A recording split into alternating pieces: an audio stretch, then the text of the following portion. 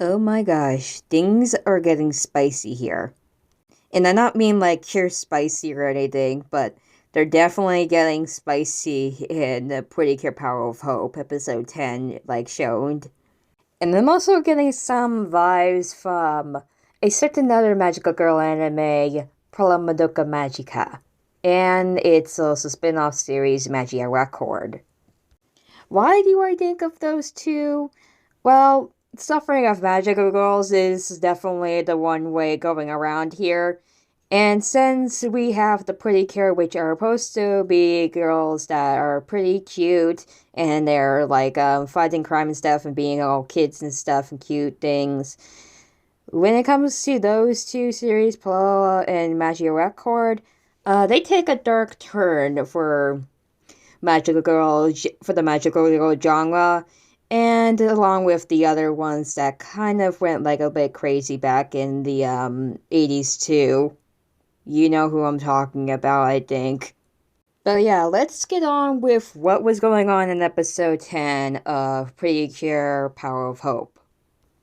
So the episode begins off where we left off in episode 9, where we see Nozomi's time flower and it loses a petal and she faints in the cafe in front of everyone. It then goes off with them at the hospital that Karen works at, and she did some tests on Nozomi's health to see if everything was okay, and the results came back saying they were okay. But Karen, even though the group was like relieved that Nozomi was okay from like what the results say, Karen could see that Nozomi is definitely fatigued and getting more paler by the second of this happening. Although definitely when Nozomi talks about what could have caused her to be like this was like so she's like adult now. She, like adults have like more stress obviously when it comes to working and stuff. But definitely for like the pretty cures now that they're at an adult stage and they have their pretty cure powers back, they're not only having to deal with fighting the monsters of the show, but also like having to deal with their adult lives still. Like they can't like ignore that. Adult life is like a life. It's basically life, still life, and life can be stressful, and they have to also focus on that and have a lot more responsibilities as adults than they did when they were 13 and 14 years old. And because that Nozomi was also fighting as a precure more often than the others, since she was the first one to gain her powers back, this definitely was a cause for why the Time Flower was acting up. Or from what Nuts was able to research as he came back to the town to speak with everyone what he has learned about the Time Flowers and their sinister nature, is that they're basically like a clock. And it's not unnatural and not natural at all that the Pretty Cure were able to transform back into their teenage forms and be able to fight as Pretty Cure. So when we thought if anything about we getting disappointed that we didn't get to see the Pretty Cures in like adult Pretty Cure forms, well, here's an answer that connects to why. Because time flowers, like going back in time, it makes a lot of sense that way now than it did previously. This is where Coco says that he does not want anyone to transform into Pretty Cure anymore due to the time flowers causing the zombie to faint, and it could cause them as well. As it also that the time flower is like a bad omen that blooms, and when it starts withering, anything that was it connect to will die as well, like a nation or like the environment, a person, in this case being Nozomi and the girls. If their time flowers will from using all of their pretty cure powers to fight off the shadows, they will die. And that's where the serious nature and the seriousness of Pretty Cure Power of Hope comes into play right now, and all the stakes. Even though that there was some serious moments in the previous episodes, this is the more serious moment.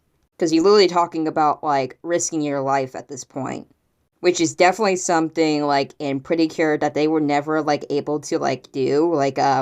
Have the Pretty Cure actually come to the fact that they could actually die from fighting. Like in the original, like in the actual Pretty Cure show, like you see them get hurt or injured, but you don't see them with blood or anything like that, except for some rare incidents. But they keep it all kid friendly and don't do anything really, really shocking and serious. Well, with the Power of Hope series, they could do a lot more, except they're not really like showing that much, and I don't have any problems with it at all. Like, I mean, this is like the first time they're actually like doing this, so you gotta like experiment with like the stuff you got and what works and not and all that stuff. Who knows if Mohotsuki's sequel series that also has been announced to be adult season will be like more mature than this was. And let's just be sure that it doesn't get steamy. Sorry, I had to say it. Like, it's a little adult season. What are you gonna talk about? Anything about, like, you gotta talk about stuff that's, like, adult related, and steamy's one of them, and you know what I'm talking about when I say steamy. I'm calling to you, fan service people. But still, no offense. But everyone should get the drift of what I'm trying to say. Because I can't really say that much on here because of YouTube. And I strictly follow the guidelines the best I can.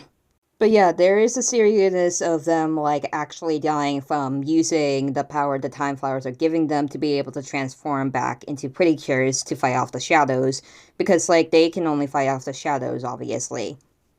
As that's already been confirmed and all that stuff. But now that they know that Belle is in the clock tower and she's the one that's causing everything, they have to confront her about it, but they cannot do it just yet. And so they wait for any moments for, like, another shadow attack to occur and stuff like that. And during so, Belle gets more angry and angry at humans and starts creating more shadows, especially from people who have malicious intent and are really bad people in general. That's her, like, most main targets that she's taking to make her the silhouettes of those people to make her shadows out of. And that's also what, like, Michiru and Karo are trying to figure out why she's doing this. As the group decides what to do about, like, the shadow attacks, if they should, like, fight and stuff, Nozomi collapse again, and so, like, she has this, like, talk with Coco, and if she should go back into battle and fight off the shadows as they start appearing again, and all that stuff, and he's really worried about her, even though that he has to remain calm and not show this much emotion, but, you know, some of it did break out during that scene, and I have to tell you, that moment was very, very emotional, and, like, honestly, like, you just have to see the scene for yourself, too, like, believe it. But, like, Nozomi and, like, Coco were able to reason with each other, and that she promised that she will come back alive and all that stuff, and she'll only transform into Pure Dream this one last time. And so they make a promise on that. And once she transforms into Pure Dream and goes off to help the others and stuff like that, she also saves Bumby in the process. They all go to the clock tower where Belle is and confront her about it, and where she reveals, like, I don't know if this is even an illusion yet, or if they're actually transported into the future or something like that. But from what Belle's claiming, they are this is what the future of the town will look like, all destroyed, everything because of her claim, humans. And it also confirms that Belle comes from the future, or the so-called future. And that's why she came to this past, because of the Pretty Cure and the humans destroying the world. And she wants to get revenge on that and all this stuff. Oh yeah, and I also should mention that we had Sane up here. And two, even though we didn't see their faces, but we did see their bodies and silhouettes. Nasagi and Honoka appeared as adults. And oh boy, this is gonna be great if they actually do get to transform themselves, I guess. Honestly, Pretty Cure Power of Hope is just, like, changing so many things, and I'm loving this season so much. Although it kind of was, like, obvious when Sane was, like, shown that there was a possible chance we would see, like, Hanukkah and Izagi, and there it is.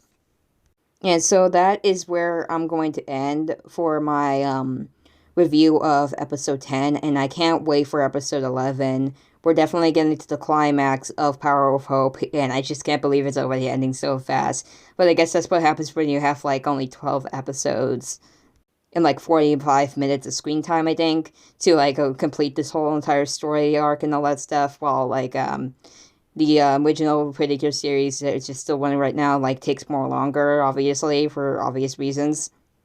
But yeah, that's it, and I'll see you next time. Bye.